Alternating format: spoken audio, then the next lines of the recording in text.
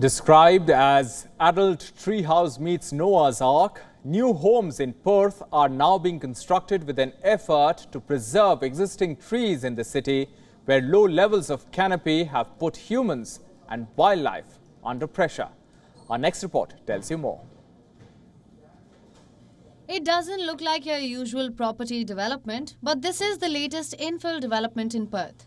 Nestled over 8,600 square feet, it consists of 4 homes, a shed and 40 trees.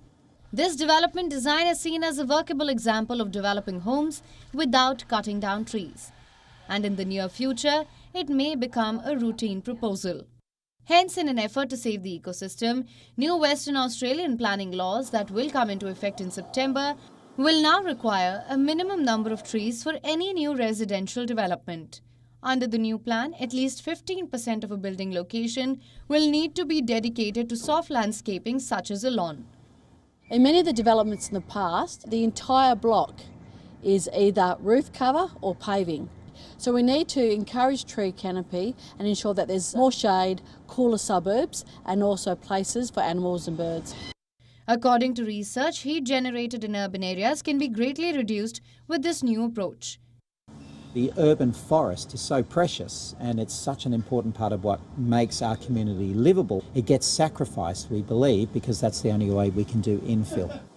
During the summer period, a suburb with lots of trees may register temperatures of around 35 degrees Celsius, while residential areas with no trees will be around 40 degrees Celsius.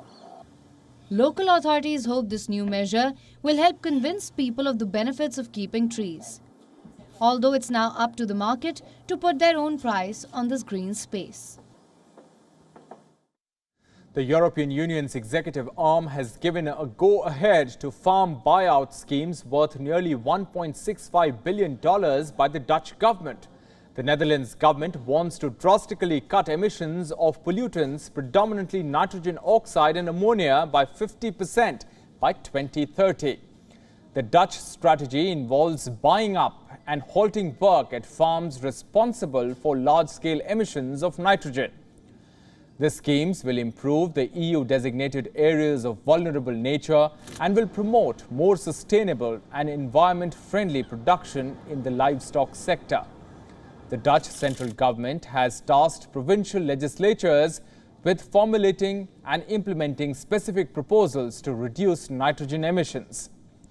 However, this drew criticism from farmers, as Netherlands is a major producer and exporter of farm products.